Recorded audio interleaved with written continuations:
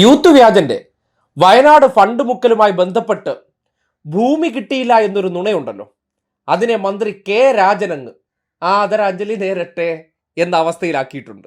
സ്വാഭാവികമായിട്ടും പച്ച കള്ളങ്ങൾ വിളിച്ചു പറഞ്ഞാൽ അതിന് അടിസ്ഥാനമില്ലെങ്കിൽ തെളിവുകൾ സഹിതം പൊളിക്കുന്ന സാഹചര്യമുണ്ടാകും. കഴിഞ്ഞ ദിവസം ഈ ഫണ്ട് മുക്കലുമായി ബന്ധപ്പെട്ട വിവരങ്ങൾ സോഷ്യൽ മീഡിയ കുത്തിപ്പൊക്കിയപ്പോൾ അതിൽ നിന്ന് എസ്കേപ്പ് അടിക്കാനാണ് ഒരു വിചിത്ര ന്യായീകരണവുമായി രംഗപ്രവേശനം ചെയ്തത്. ഞങ്ങൾ പണം പിരിച്ചെടുത്തു, ഭൂമി തന്നാൽ വീട് വെച്ച് തരാം, ഇല്ലെങ്കിൽ വെക്കാൻ പറ്റൂല, ആ പൈസ നമുക്കുള്ളതായി മാറും എന്ന ആംഗിളിലായിരുന്നു പ്രതികരണം. ഞങ്ങളുടെ ആവശ്യങ്ങൾ എന്താണെന്ന് അറിയാം. ഒന്നാമത്തെ, യുവജന സംഘടനകൾ പ്രഖ്യാപിച്ച വീടുകൾ നിർമ്മിക്കുന്നതിന് പൊതുവായ ഭൂമി സർക്കാർ അനുവദിച്ചാൽ വീടുകൾ നിർമ്മിച്ചു നൽകാൻ കഴിയും. ഇതുമായി ബന്ധപ്പെട്ട് മുഖ്യമന്ത്രിക്ക് നമുക്ക് ഈ വാർത്ത പരിശോധിക്കാം. മനോരമയുടെ ലൈബ്രറിയിൽ ഉണ്ടാകും. ഓഗസ്റ്റ് 16, 2024 വന്ന വാർത്തയാണ്. മുഖ്യമന്ത്രിക്ക് ഇതുമായി ബന്ധപ്പെട്ട് 2 കത്ത് കൊടുത്തു. ഞങ്ങൾക്ക് ഭവന നിർമ്മാണത്തിലേക്ക് കടക്കണം, ഭൂമി വിട്ടു തരണം. വയനാട്ടിലെ ഏറ്റവും പ്രധാനപ്പെട്ട പ്രശ്നം എന്താ? വയനാട്ടിലെ ഏറ്റവും പ്രധാനപ്പെട്ട പ്രശ്നം ഭൂമിയല്ലേ?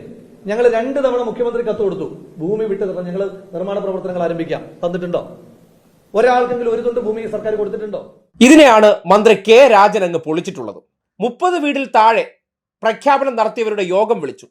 യൂത്തന്മാർ ദൈവം സഹായിച്ച ആ യോഗത്തിൽ പങ്കെടുത്തില്ല. എന്തുകൊണ്ടായിരിക്കും? വയ്ക്കാൻ ഉദ്ദേശം ഉണ്ടെങ്കിൽ പോയാൽ മതിയല്ലോ. അവിടെ പോയിട്ട് വേണമെങ്കിൽ ഭൂമിയുടെ കാര്യം പറയുമ്പോൾ അത് നടക്കില്ല. കാര്യം സർക്കാർ തന്നെ ടൗൺഷിപ്പ് ഉണ്ടാക്കാനുള്ള ഭൂമി പണം കൊടുത്ത് വാങ്ങുകയാണ് ചെയ്തത്. ആ പണം ഈ ജനങ്ങളിൽ നിന്ന് സ്വരൂപിച്ച പണമാണ്. സ്വാഭാവികമായിട്ടും അതുപയോഗിച്ച് വാങ്ങുമ്പോൾ അത് സർക്കാർ തന്നെ വിനിയോഗിച്ച് ചെയ്യുന്ന കാര്യങ്ങൾക്കായിരിക്കും. പുറത്തു നിന്നുള്ളൊരു സംഘടന സ്വന്തം നിലയ്ക്ക് പണം പിരിച്ചതിന് ശേഷം ഞങ്ങൾക്ക് ഭൂമി എന്നാ വീട് വെച്ച് തരാം, ഭൂമി അങ്ങനെ തരാൻ പറ്റില്ലെങ്കിൽ വീടില്ല എന്ന ആംഗിളിൽ സംസാരിച്ചതിനെ കുറിച്ച് മന്ത്രി കെ രാജൻ കൃത്യമായിട്ട് പറഞ്ഞ മറുപടി കേട്ടെ. മിനിസ്റ്റർ, ഇതിപ്പോ നമ്മൾ യൂത്ത് കോൺഗ്രസ് പറഞ്ഞിരിക്കുന്ന ഒരു കാര്യം എന്ന് പറഞ്ഞു കഴിഞ്ഞാൽ ഈ ഭൂമി സർക്കാർ തരാത്തതുകൊണ്ടാണ് വീട് വെക്കാൻ കഴിയാത്തതാണ്. അങ്ങനെ എന്തെങ്കിലും ആവശ്യങ്ങളായിട്ട് യൂത്ത് കോൺഗ്രസ് എത്തി? ഇതൊരു വളരെ വിചിത്രമായിട്ടുള്ള വാദമാണ്. കാരണം സർക്കാർ തന്നെ ഭൂമി കണ്ടെത്തിയത് പണം കൊടുത്ത് മേടിച്ചിട്ടാണ്. സർക്കാർ ആർക്കും ഭൂമി കൊടുക്കാൻ എവിടെയും വാഗ്ദാനം ചെയ്തിട്ടില്ല. എന്ന് മാത്രമല്ല, സർക്കാരിനോട് ഭൂമി ഏതെങ്കിലും വിധത്തിൽ ആവശ്യപ്പെട്ടിട്ടുമില്ല. ഈ കാര്യങ്ങളെല്ലാം വളരെ സുതാര്യമായിട്ടാണ് സർക്കാർ ചെയ്തത്. അതായത് ഭൂമി ഒറ്റ കേന്ദ്രത്തിലാകണം എന്ന തീരുമാനം. സ്വാഭാവികമായിട്ടും ഒറ്റ കേന്ദ്രത്തിൽ ഭൂമി എടുക്കുമ്പോൾ അവിടെയുള്ള നിർമ്മാണ പ്രവർത്തനങ്ങൾക്കും ഒരു ഏകരൂപം ഉണ്ടാക്കാൻ വേണ്ടി ഒരു സ്ഥലത്ത് തന്നെ അല്ലെങ്കിൽ ഒരു ഏജൻസിയെ തന്നെ ഏൽപ്പിക്കണം എന്ന കാര്യം, ഇതെല്ലാം പ്രതിപക്ഷ നേതാക്കൾ ഉൾപ്പെടെയുള്ളവരുമായിട്ട് നമ്മൾ കൂടിയാലോചിച്ചു. യഥാർത്ഥത്തിൽ സ്പോൺസർമാരുടെ ആദ്യത്തെ യോഗം നടന്ന 30/12/2024 ബഹുമാനപ്പെട്ട പ്രതിപക്ഷ നേതാവിൻ്റെയും ഉപനേതാവിൻ്റെയും സാന്നിധ്യത്തിൽ തന്നെ ഈ കാര്യങ്ങളെല്ലാം അവതരിപ്പിക്കപ്പെട്ടതാണ്. അതിനുശേഷം 50-ൽ താഴെ വീടുകളുള്ള ആളുകളുടെ സ്പോൺസർമാരുടെ യോഗം 4/1/2025 ചേർന്നു. ആ യോഗത്തിൽ യൂത്ത് കോൺഗ്രസ് 30 വീടുകളുടെ വാഗ്ദാനം പ്രഖ്യാപിച്ച് അവർ വരും എന്നറിയിക്കുകയും ചെയ്തിരുന്നു. പക്ഷേ ആ യോഗത്തിൽ എത്തിച്ചേർന്നില്ല, പക്ഷെ വരും എന്നറിയിച്ചിരുന്നു. ഏതെങ്കിലും വിധത്തിൽ ഒരു ഘട്ടത്തിലും അങ്ങനെ ഭൂമി നൽകി വീട് വയ്ക്കാൻ അവസരം കൊടുക്കുമെന്ന് സർക്കാരും പറഞ്ഞിട്ടില്ല. ഭൂമി വേണം എന്നാരും ആവശ്യപ്പെടുകയും ചെയ്തിട്ടില്ല. സർക്കാരിൻ്റെ ലൈൻ വളരെ ക്ലിയറാണ്. എല്ലാവർക്കും കൂടി ഒറ്റ കേന്ദ്രത്തിൽ താമസിക്കാൻ, ദുരന്തബാധിത പുനർനിർമ്മാണത്തിൻ്റെ ചരിത്രത്തിൽ ആദ്യമായി ഒരേ ഒരു ഇടത്ത് ഇങ്ങനെ ഭൂമി കണ്ടെത്തുക എന്നുള്ളതാണ് സർക്കാർ കണ്ടെത്തിയ ഒരു കാര്യം. അത് 30/12/2024 യോഗത്തിലും 4/1/2025 യോഗത്തിലും എല്ലാ സ്പോൺസർമാരോടും പറഞ്ഞു. മറ്റൊരർത്ഥത്തിലൊരു തീരുമാനവും അക്കാര്യത്തിൽ ഉണ്ടായിട്ടില്ല. 30 ലക്ഷം രൂപയോളം വീട് പണിയാൻ വേണ്ടി വരും എന്ന് നമ്മൾ പറഞ്ഞു. അക്കാര്യത്തിൽ ചില നീക്കുപോക്കുകൾ വേണം എന്ന് നിർദ്ദേശിച്ചതിനെ തുടർന്ന് ഈ നഗരത്തിൻ്റെ പൊതുവായിട്ടുള്ള ഫെസിലിറ്റീസ്, റോഡ്, അംഗനവാടികൾ, മാർക്കറ്റ്, ലൈബ്രറി, കളിക്കളം, ഇങ്ങനെ തുടങ്ങിയത് മുഴുവൻ സർക്കാർ വഹിക്കാമെന്നും എത്ര രൂപ ചിലവായാലും 20 ലക്ഷം ഒരു യൂണിറ്റിന് ഒരു സ്പോൺസർ അടച്ചാൽ മതി എന്നുമുള്ള തീരുമാനത്തിൽ ക്യാബിനറ്റാണ് എടുത്തത്. വാഗ്ദാനം ഭൂമി ഇതുവരെ എവിടെയും നിർദ്ദേശിച്ചിട്ടില്ല. പിന്നെ ഒരു കാര്യം, ഇത് സർക്കാർ ഉണ്ടാക്കുന്ന ഒരു ഏതെങ്കിലും വിധത്തിലുള്ള ഒരു തർക്കമല്ല.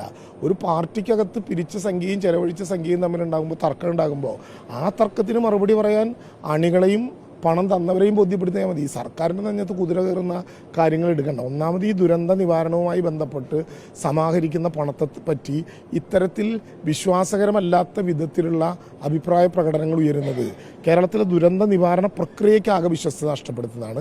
അതങ്ങനെ ഉണ്ടാകരുത് എന്ന് തന്നെയാണ്. കാര്യങ്ങൾ ക്രിസ്റ്റൽ ക്ലാരിറ്റി അല്ലേ? റവന്യൂ വകുപ്പാണ് ഇതുമായി ബന്ധപ്പെട്ട ഭൂമിയുടെ ഏകോപനം മുഴുവൻ നടത്തുന്നത്.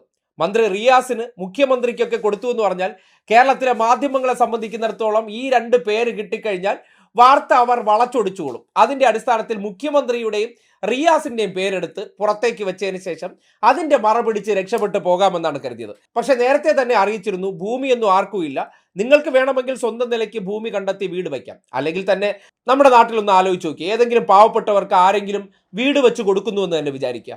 എന്തെങ്കിലും പ്രകൃതി ദുരന്തത്തിൽ ചെറിയ ഡാമേജ് ഉണ്ടായവർക്ക് ഒരു പുതിയ വീട് വയ്ക്കുന്നു, അല്ലെങ്കിൽ പൊട്ടിപ്പൊളിഞ്ഞൊരു വീട് മാറ്റിവെക്കുന്നു. ഒന്നുകിൽ അവർക്ക് ഭൂമി ഉണ്ടെങ്കിൽ ആ ഭൂമിയിൽ തന്നെ ഒരു വീട് വെച്ച് കൊടുക്കുന്നത് പതിവ് കാഴ്ചയാണ്.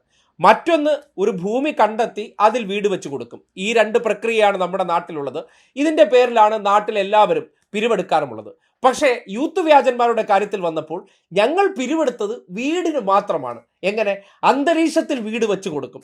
അത് ഭൂമി സർക്കാരിനോട് ചോദിച്ചിട്ടുണ്ട്, തന്നാ കൊടുക്കും, ഇല്ലെങ്കിൽ കൊടുക്കില്ല എന്ന് പറയുമ്പോൾ എന്താണ് അതിന്റെ നെല്ലും പതിരുമെന്നാണ് റവന്യൂ മന്ത്രിയുടെ പ്രതികരണത്തിലൂടെ തെളിഞ്ഞിരിക്കുന്നത്. ഒപ്പം അദ്ദേഹം പറഞ്ഞൊരു വാചകമുണ്ട്, അതായത് ഇത്തരം ദുരന്തഘട്ടങ്ങളിൽ അതിന്റെ പേരിൽ പിരിവെടുത്തുകൊണ്ട് ഇമാതിരി ഫണ്ട് മുക്കുന്ന പ്രവർത്തനങ്ങൾ അല്ലെങ്കിൽ അത്തരം വാർത്തകൾ പുറത്തു വരുന്നത് ഈ പ്രവൃത്തിയുടെ വിശ്വാസ്യത നഷ്ടപ്പെടുത്തുമെന്ന്. കാര്യം കിട്ടുന്ന അവസരത്തിൽ ഒപ്പിച്ചെടുക്കാമെന്നുള്ള ആ മനോഭാവം, അതുണ്ടാക്കുന്ന ഡാമേജ് നാളുകളിൽ ഇതേ വിഷയവുമായിട്ട് ജനങ്ങളുടെ മുന്നിലേക്ക് ചെല്ലാൻ പറ്റാത്ത അവസ്ഥയുണ്ടാകുമെന്നുള്ള ഓർമ്മപ്പെടുത്തൽ വെളിവുള്ള ഏതെങ്കിലും യൂത്തന്മാരോ കോൺഗ്രസ്സുകാരോ ഫണ്ട് മുക്കി നക്കുന്നതിനപ്പുറം അതുണ്ടാക്കുന്ന വരുംവരായികയെക്കുറിച്ച് മനസ്സിലാക്കാനുള്ള ഒരു സൂചന കൂടിയാണ്. എന്തായാലും ഭൂമി കിട്ടിയാൽ വീട് കൊടുക്കാമെന്നുള്ള ആ നുണ നേരത്തെ തന്നെ സർക്കാർ ബന്ധപ്പെട്ട എല്ലാ ഓർഗനൈസേഷനെയും മീറ്റിംഗ് വിളിച്ചപ്പോൾ അറിയിച്ചിരുന്നതാണ്. ആ മീറ്റിംഗിൽ പോലും പങ്കെടുക്കാതെ കത്ത് കൊടുത്തു എന്നുള്ള എസ്കേപ്പിസങ്ങളും മുൻകൂർ ജാമ്യങ്ങളും വെച്ച് രക്ഷപ്പെടാൻ ശ്രമിക്കുന്നത് ഒരു തരം ഫണ്ട് മുക്കുമ്പോൾ കൈയോടെ പിടിക്കുമ്പോൾ